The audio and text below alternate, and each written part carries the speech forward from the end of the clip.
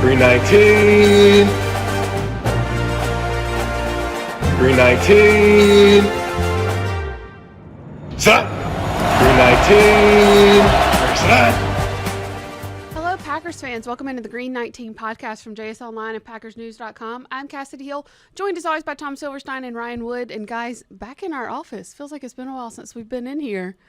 And we are all good and red, which tells you that we have been out at training camp all week. Packers wrapped up their first week of training camp on Saturday. They're going to get a break on Sunday. It'll probably be Monday morning by the time a lot of you are listening to this, which means the Packers will be strapping on the pads at that point. They've been in shorts and T-shirts all week. Not real football, as several of the guys in the locker room today wanted to remind us. But still, some questions that got answered and a lot more questions that came out of the first 4 days of practice. Spoon, I'm going to start with you. Just kind of your 30-second overview of the first 4 days of the 2023 training camp. First, without Aaron Rodgers. It was what you would expect from the first 3 days. Just, I think, really Saturday's practice was the most competitive. Saturday's practice was like a real practice. The whole structure was the way they'll run practice from this point on, pretty close anyway. And so it was a little more enjoyable to watch than all the basics stuff that they're doing. So we got a little bit of 11 on 11, got the 2-minute drill. That was, worth watching. Got a little more kicking and punting. So it's to me, it's off to the same start it's been for, it's actually 34 years. So that you've been doing this? Yeah. So this is like That's my 34th older than I camp. am. I was 2. I don't remember it, but I know I was. You've been with the Packers longer than I've been on this earth. That's saying something, Humbling. isn't it? That's why this man's a legend right here. I don't feel a day over my age. I tried to get Spoon to sign autographs for one of the tours yesterday, and he wouldn't do it.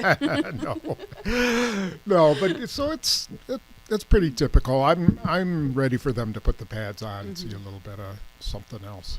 Yeah. Ryan, anything that you've taken away just kind of off the top, biggest takeaway from the first 4 days? I don't know how I have anything to add after that. I've only been here 10 years. But, no, it was thank you, Kassidy.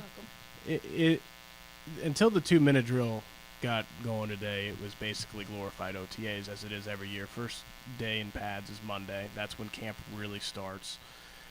Is so far to go, and they're not in pads. It's ludicrous to make any grand overarching themes out of what we're seeing right now. But if you wanted to see what Jordan Love, you wanted to see him flash, he had a pretty good 2-minute drill. Now, does it mean anything? I have no idea.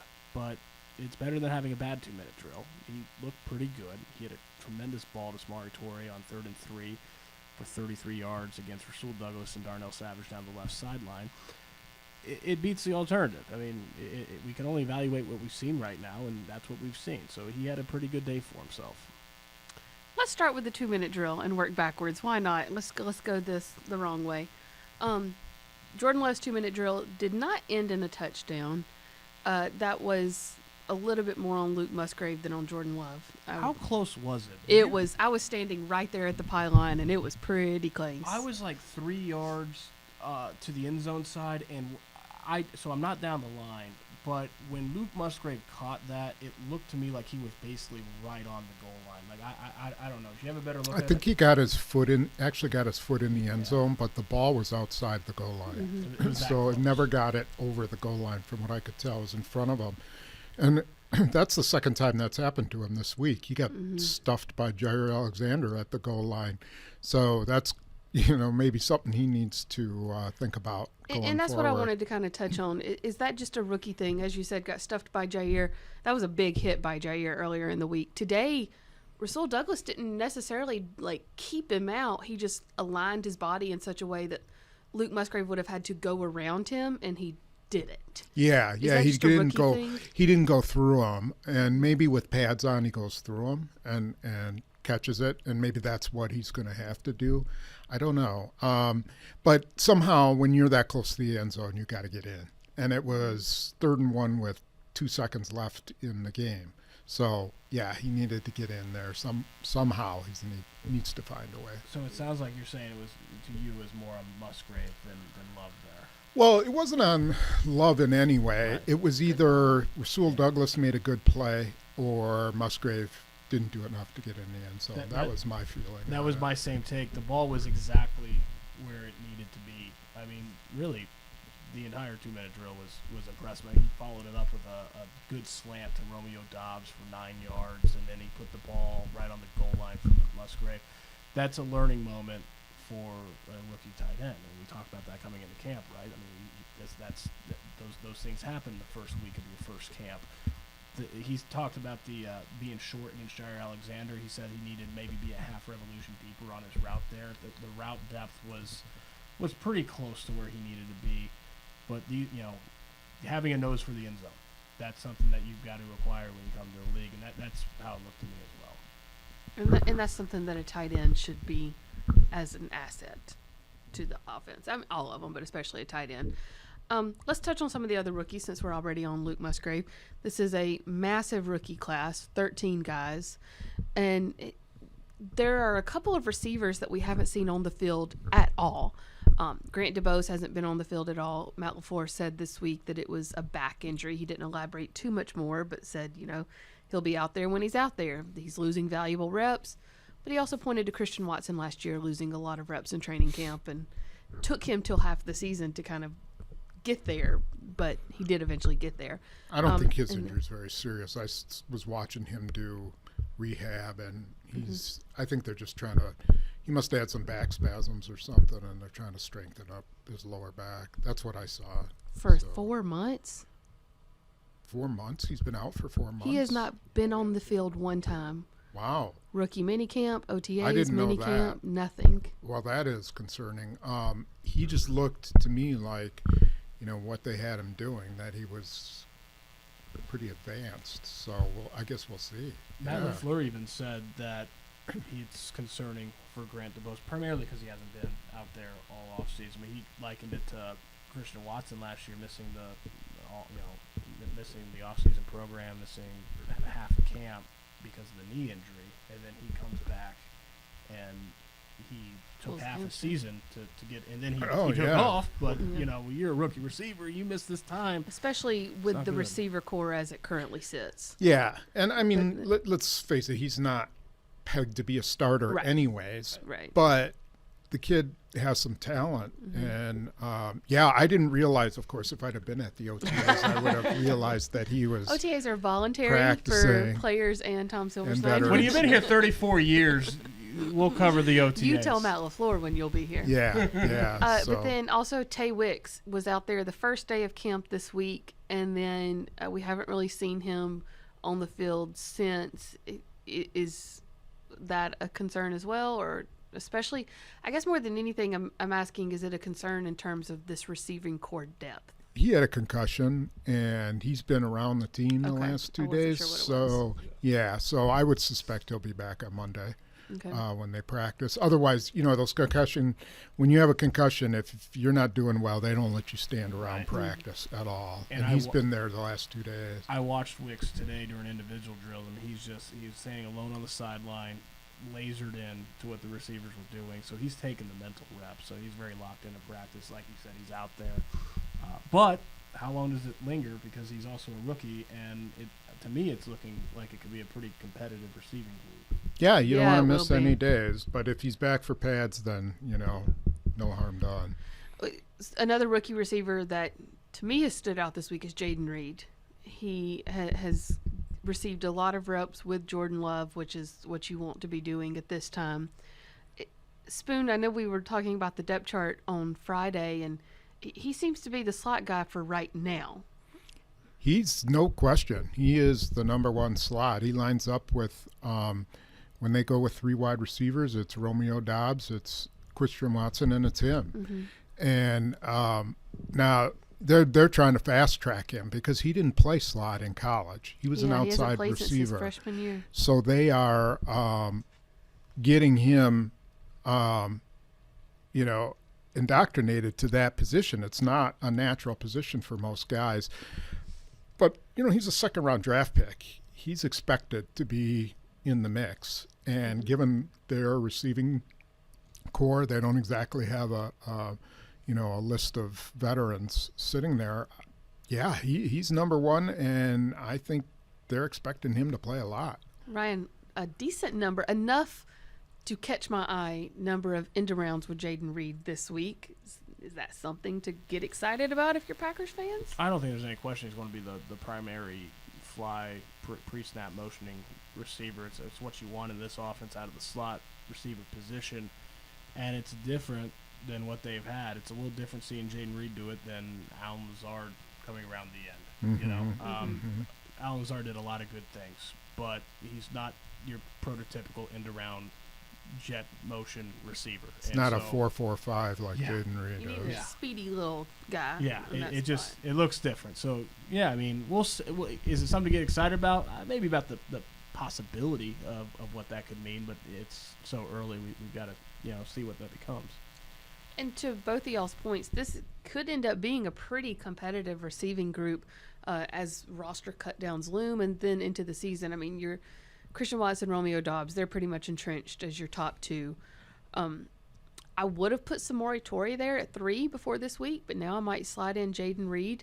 Seems like Torrey's kind of been taking snaps behind Reed. But again, that could be to just give Reed more experience since he's not comfortable with that position. And Torrey's a clear 4 too. Yeah. He looks like he could get on the field. What's interesting with Torrey to me, and I want y'all's opinion on this, is at least this week, again, all of this comes with the caveat. This is 1 week of training camp with no pads.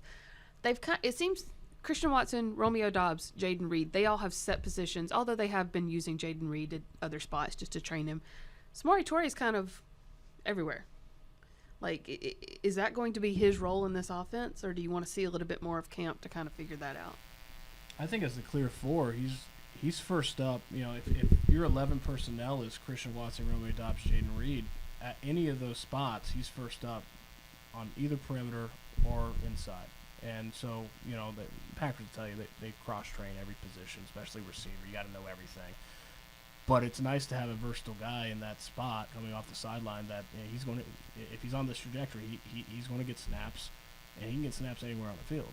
Yeah, I think he can play just about anywhere. He could play the slot if they needed him. Really, Romeo Doubs can play the slot if they need him. I mean, he's so good off the line of scrimmage that, you see, we saw it a couple of times today that Jordan Love hit him with slants.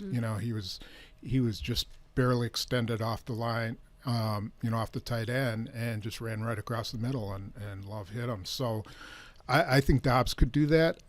They are interchangeable, but Reed has more of the, what NFL guys, people look for in slot receivers, which is someone with a little quicker feet and not necessarily the size that, your outside guys have. You know what's good news, and I just think of this as you're going through that, having so many guys that can play in the slot means that you really don't need Christian Watson in the slot, and that's something a year ago they were training him everywhere. Yeah. And it reminds me of, I wrote a story on him after the Dallas game last year. He woke up the day of the Dallas game, texted his college coach, said it's going to be a big day, and the reason was because he was playing the X, and that's where he feels good. Mm-hmm. He feels good on the perimeter, and from there, that's where he took off.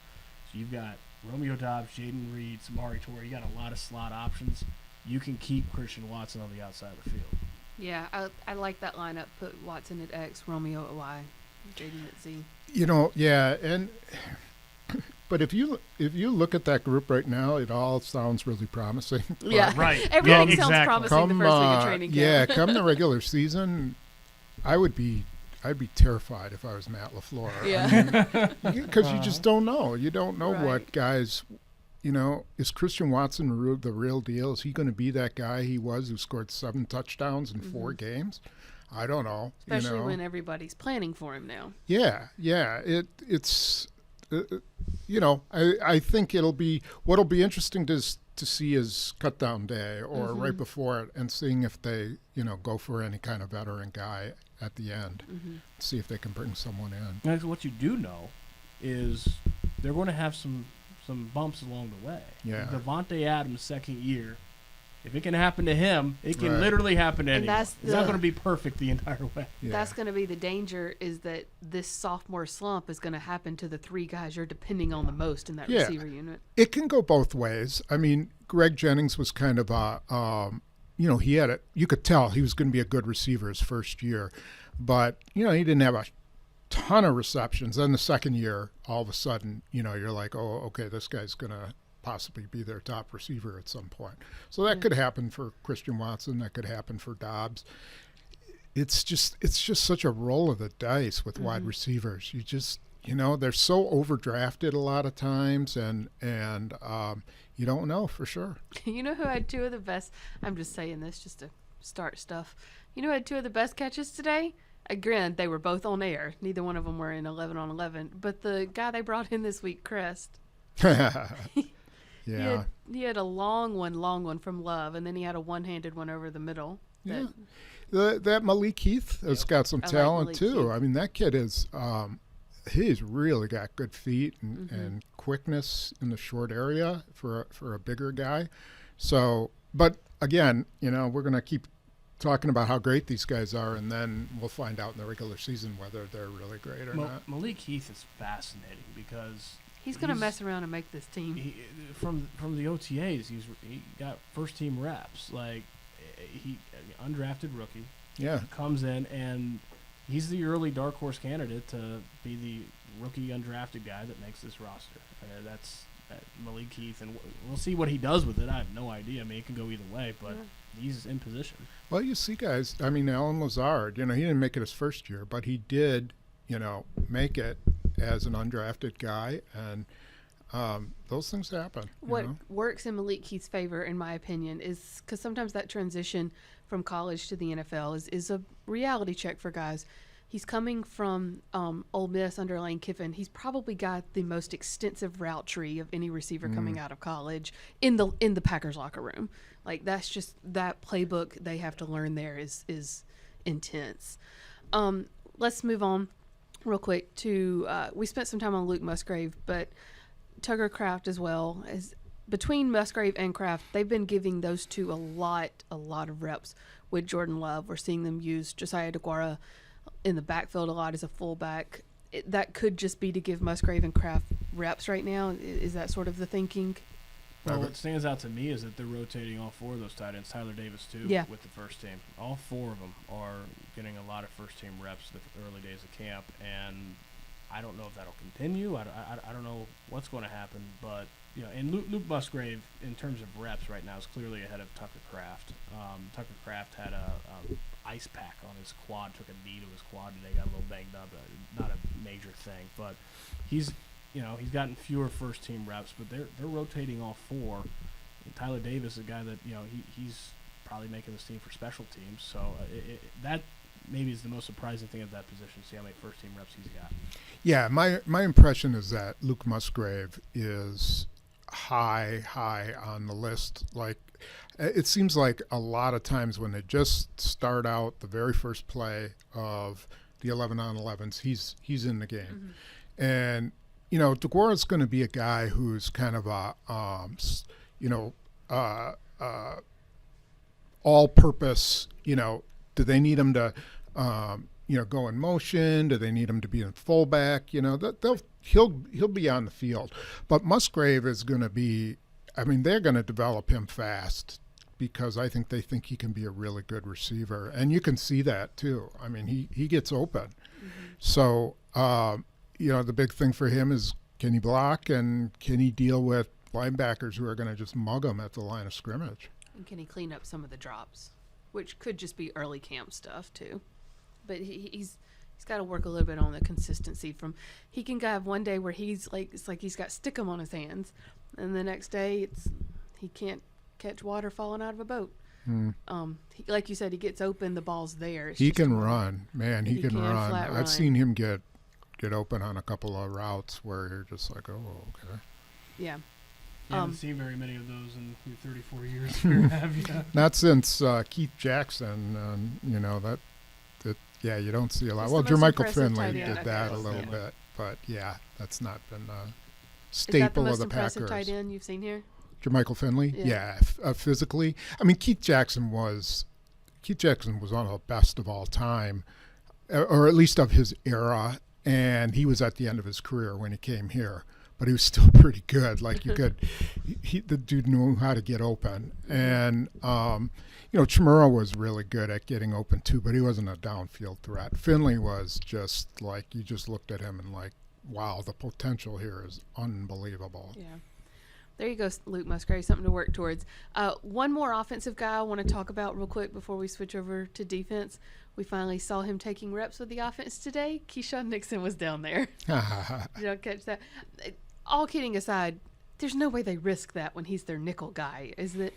Geez, I would hope not after they saw him go down on that punt return today where he was down on his knees for like 2 minutes and then he popped back up. I don't know if he got, hurt in the sensitive area or what, but he was down. He was down, and there are a lot of people standing around going, oh, my God. Yeah.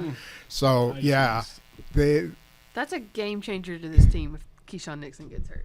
I think it's really funny, too, because he and Jaden Reed are sort of connected as slots, They're trying to get each other better. They're battling in practice every day in the slot. Plus, they're both returners. Yeah. So they spend all this time together. And now if Keyshawn Nixon was going to, go on the other side of the ball a little bit, that would be pretty interesting. They are connected. That's a great point. Two guys connected. I think, and Matt LaFleur said this at the owners' meeting this spring, I think they're going to make sure that Keyshawn Nixon is good and ready at slot corner until they start really tampering with the offensive stuff. Seeing him take a couple reps. It's just so funny because I just assumed this was just a joke, but it keeps coming up, and he was over to that side of the field. He was over with the receivers, right, doing some doing indie drills. Yeah, and I don't know if he was just goofing around or if that was like really real or what. If he comes in and secures that slot corner role and he takes another leap as a returner and those things are good, at that point, maybe having a package in there for him. Maybe they think about that at that point. Why not? Yeah. But not until that point. And there's a while to go until they reach. If he's the nickel corner, he's playing 70% of the snaps on defense. Yeah. So, and he's kick returning, and who knows, he could even be punt returning. He's on some of the special teams, on the coverage teams too. He was on kick coverage today too. So. I mean, he's a bad dude. All four sides of the ball. Really tough as nails, but you got to be careful there. He's good. I'm not even gonna be surprised now when he does it. Speaking of returning, let's stop on special teams here for a second. Not a great day for Anders Carlson. When do you get worried about that if you're Matt LaFleur? I wouldn't be worried about it now. I'd be worried about it if he comes out the next practice and misses 5 of 6. Then maybe it's starting to get in his head. But I don't know what the circumstances were. I didn't talk to him. Did anybody talk to him? No. The only thing I wonder, so he made 5 of 6 his first time out in camp, and he was kicking with the wind at his back. And today he was kicking into the wind. And I wonder if that's just a thing of getting used to. Is Green Bay. He's going to have to get used to that. Yeah. I know I saw one of the snaps was really bad, was down at O'Donnell's feet. And then another one was a little sketchy. So I don't know if that had it, but it just looked like the kicks he missed had no force behind them. They were kind of like pop-ups in the wind. It's almost like he didn't hit them. Maybe he's going to have to adjust the way he hits it because the wind seemed to take it. I thought they were on line at first, and then they just kind of drifted. See, my takeaway, because he's kicking from 50 plus, and he's kicking into the wind. My takeaway is he's got leg. He's got him. You can see why they liked him because he's got the leg to get him there from 50 plus into the wind. It's just a matter of consistency, which we talk about all the time, offensive, defensive rookies, but a kicker, you need even more consistency at that position. He's got the leg, just might require a little patience, but as you know, not a lot of patience. But the thing when you would see with Mason Crosby is that when he had a long kick and into the wind, he would keep it a more line drive. He knew how the wind might affect a pop-up type kick, and I wonder if he needs to figure that out. That's something he's still figuring out. Sorry, I was sending a text to Pete. 25. I just wanted to double check something. Let's just wrap up special teams here. As you said, Keyshawn Nix and Jaden Reed both been working at return. So have Romeo Dobbs, Samari Torre. Neither one of those were super surprising. Aaron Jones also took some punt returns on Saturday. I don't think we'll see that in a game, but nice to know you have that option there. Did Tyler Goodson get some too? It was someone with a Did penny he? I didn't see. It was someone with a penny. I thought it was Tyler Goodson. Could have been. With Could a have been. penny? Yeah, one of those scout team pennies on. Oh, the little, I didn't know the word for that. Learn something new every day. No, I've never heard that either. Are you talking about the mesh jersey? Yeah. The colored mesh jersey? Yeah. Yeah. It's that's either what it's called, or I just totally made that word up. Could be. Shakespeare made words. It's day 4 of camp. Yeah. I don't know where I'm at right now. Shakespeare made words up all the time. No, another special teams thing that was pretty interesting was the other punter, Danny Whelan. That kid was just launching bombs. I talked to him afterwards, and I'm going to write on him probably this week. But he is a big kid, and he was kicking into the wind and had like 45-yard punts with 4.7 hang time. I was keeping his hang time when he was going into the wind.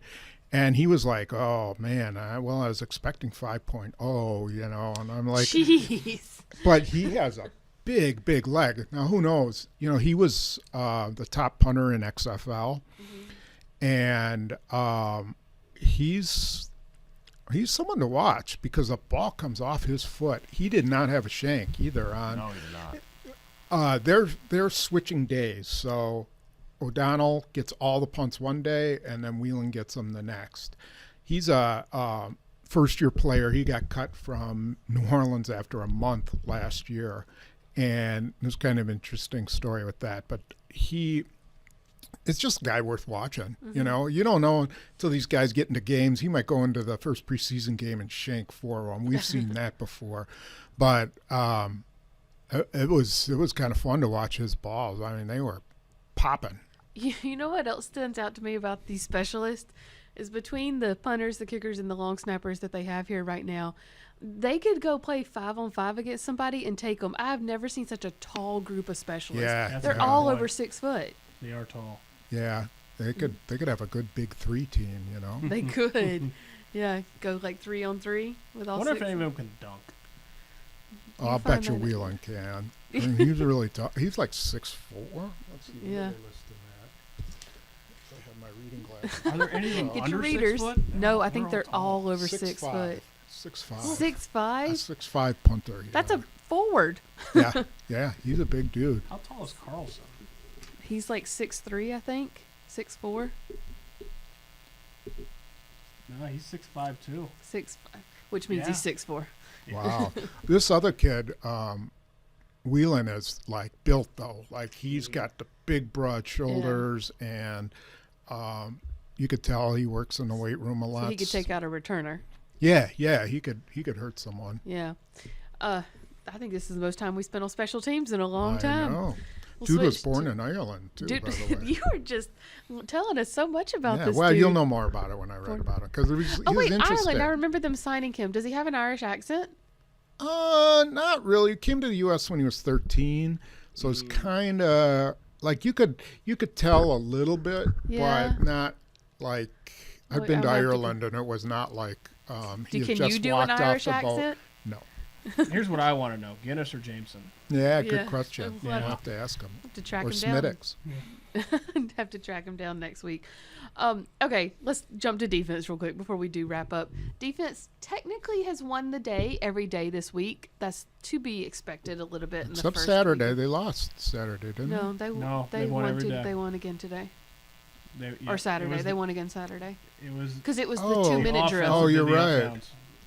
You're right. The 2-minute drill was the competitive drill. Yeah, but they kicked the field goal. The starting offense won the 2-minute drill against the starting defense, but the second and third string defense definitely won. So I wonder if it was just best out of 3. Yeah, or maybe because they didn't score a touchdown. Because they didn't have a score. Usually you have to score a touchdown in those 2-minute drills. It was 0-0 on the It was kind of interesting, though, because, like, Jordan Love, for the only 2-minute drill that we've seen, couldn't ask for much more. Like, he looked really good in that 2-minute drill. So, like, from that perspective, offense won. Because if Jordan Love had a good day, the offense won. But then, okay, there's a second-string offense. There's a third-string offense. And I don't think either one of them crossed midfield. No, and they were stymied. Love had a pretty good day all the way around. Like, for the first time, I saw him just, like, let it go. Yeah. You know, like, he hit Jaden Reed on a really nice corner. And then someone else he hit on a somewhere deep. And then he threw to Christian Watson, and he just uncorked it. Mm-hmm. Threw it over his head. Yeah. But that's what you got to do with Christian. Remember earlier in the week he underthrew all those passes. And this time it looked to me like he was a lot more confident. The interesting thing about that is when he overthrew Christian Watson, the wind was at his back. That's true. And when he underthrew earlier in camp, he was throwing into the wind. And I asked him, first time he talked to us a couple days ago, how much are you trying to, account for the wind? And he said it was more early in camp, the deep ball's not just going to come out. You've got to develop that. The intermediate stuff, that can come, but it takes time for the deep ball. But you see where the ball's going in the wind, I'd have to think it has something to do with it. Yeah, but there was another play where he kind of underthrew Watson on a corner route earlier in the week, and Watson went back to him, and Love was like, all right, from now on, I'm just throwing it over your head. I'm just going to throw it out there and let you go get it. And I think he was trying to be too perfect, and you don't need to be perfect with Christian Watson. You just need to put it out there. He had one to Watson today on Saturday and one to Dobbs on Saturday as well that were both really impressive. Neither one of them were huge. The one to Watson, I think, would have been an explosive play if I could have seen the yard lines a little closer. But both over the middle, Dobbs especially was just in a tight window.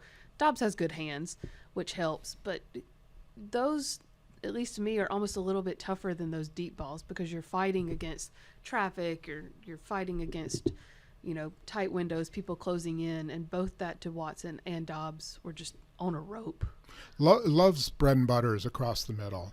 He's going to have to learn to throw deep. I mean, that's big. I was just, for whatever reason, when I was talking to Christian Watson, the first thing I was thinking about was, that drop he had against Minnesota and how perfect that ball that Aaron Rodgers threw to him was on the first play of the game. And it was, could that have been thrown any better in any way? It dropped right into his hands. And I'm thinking, wow, that's 15 years of experience throwing deep balls, and Jordan Love's got no years experience throwing that ball. He's been good short to intermediate each day. Yeah. He's been on the money, on time, which is important. Most of the time, yeah. Pretty much each day. The difference Saturday is that he hits some deep balls. You're seeing that kind of come on. Now, again, it's early. The question doesn't mean anything. Right. If it comes out Monday, first day in pads, and he can't hit a deep ball to save his life, well, we're right back to ground zero, right? He has to continue it, but my main point was just that's the first time I seen him just uncork it. Just let it fly, and that's what he seemed to do on Saturday. Which it sounds like that's what Matt LaFleur is telling him to do. Yeah, they want him to do. LaFleur said, just let it fly, let it loose, and see what happens. This is when we want you to experiment, as opposed to October. It shows what kind of arm he has. He does have a good arm. Mm-hmm. He can spin it. Right. Throws a nice spiral. That was our conversation segue into the defense. Yeah, we right. started talking about the defense. Well, it's all about Jordan Love. Love. You can right expect now. this all season long that everything will go back to Jordan Love. I do just want to touch on a couple of things on the defense real quick. Lucas Van Ness has taken reps with first, second, and third team.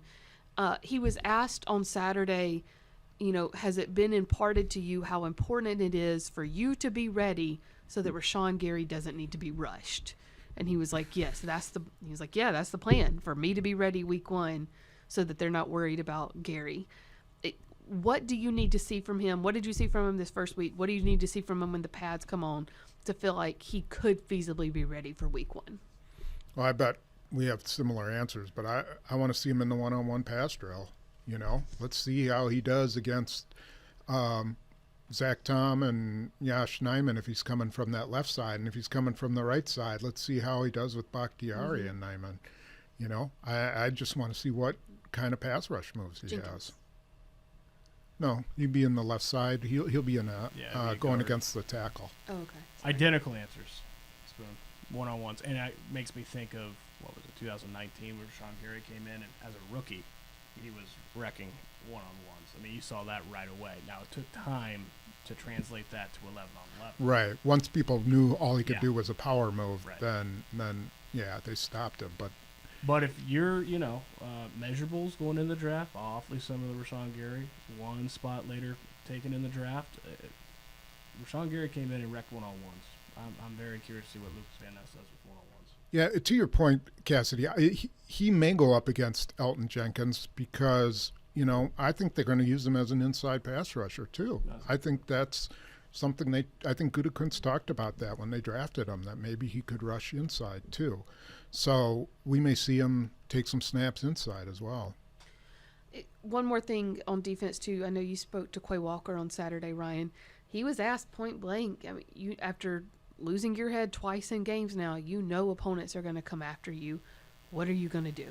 What did he say? He's doing some meditation stuff with Jair Alexander now. Then I asked him, okay, that's well and good during the week, but from play to play, what do you? And he's like, yeah, I get emotional when I step on the field. So it's a lot of self-talk between snaps, and he knows that a veteran offensive lineman is going to come and try to start some because he had 2 of his worst moments on national TV for everyone in the world to see, and everyone in the NFL is included in everyone in the world. Like every offensive lineman that he's going to go against, they know, okay, this is a guy you can get under his skin, maybe get him out of the game.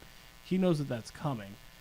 It's a fascinating offseason for him because he had you take those 2 moments away, he had a really solid rookie year. For a rookie inside linebacker coming in playing 800-plus snaps, there was a lot of good there.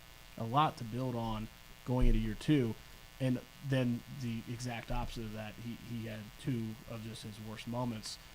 He said that he didn't give himself a lot of grace this offseason. He said it wasn't until he came back in OTAs and he talked with a team psychologist that he was able to give himself grace and then move on.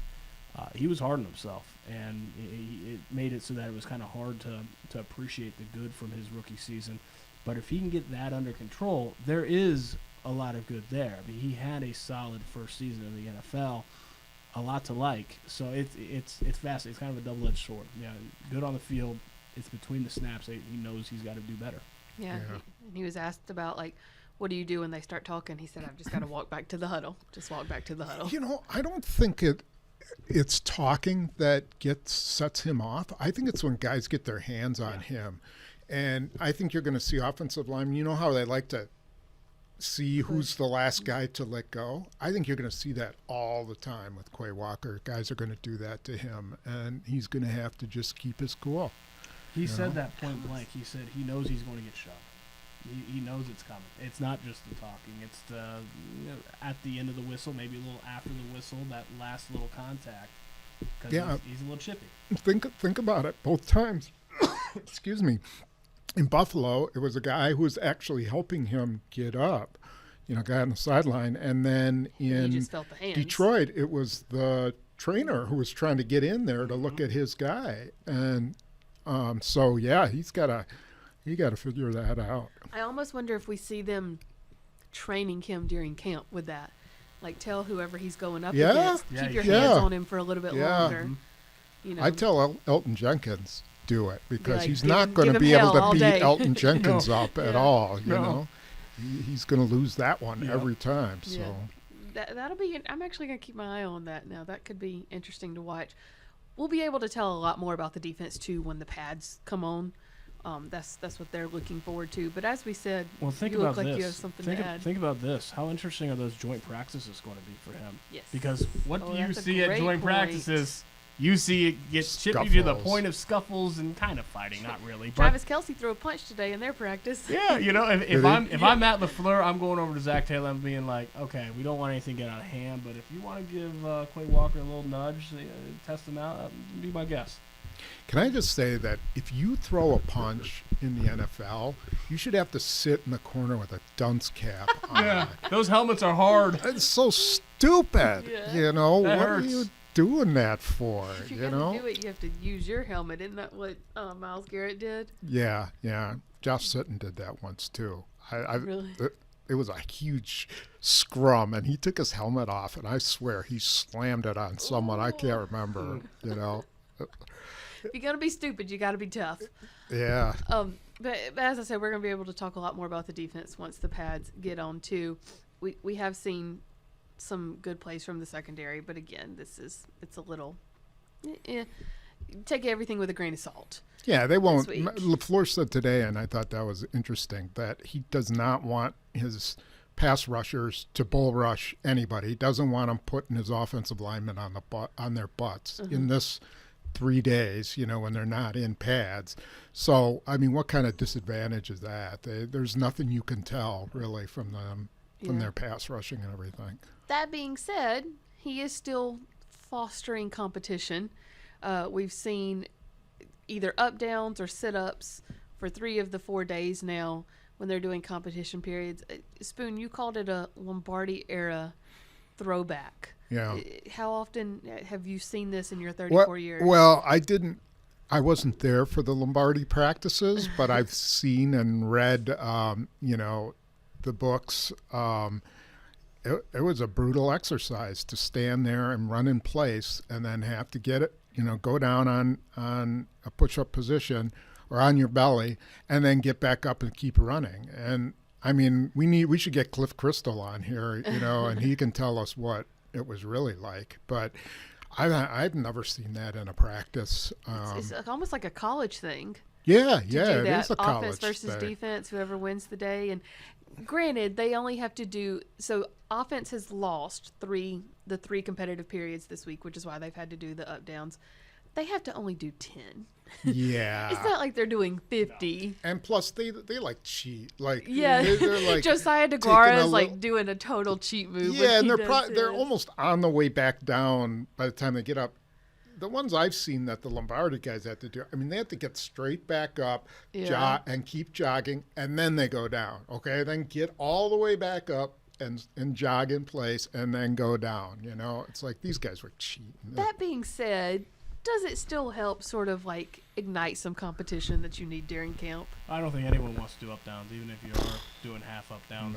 No. I like the down downs. If go I gave down, you I'm $5 down. right now, could you do 10 up downs? Yes, you could. Mm, My money's on Spoon. no, pay I could do $5 like a to sit. modified burpee kind of thing, you know. But I don't think I could do up downs. Yeah. I call your bluff on No that, way. Spoon. We're gonna have to do that off camera.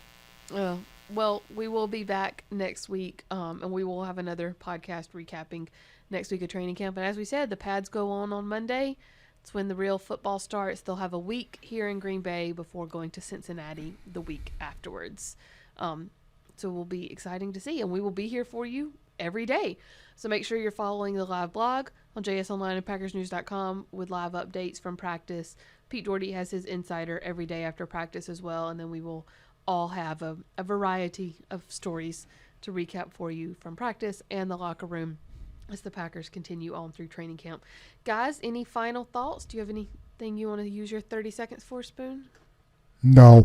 He's like, please let me leave. I'm just hungry. Okay. Well, we can take care of both of those by wrapping up now. Thanks so much, guys. This has been the Green 19 podcast from JS Online and PackersNews.com. Green 19. Green 19. Set. Green 19. Set.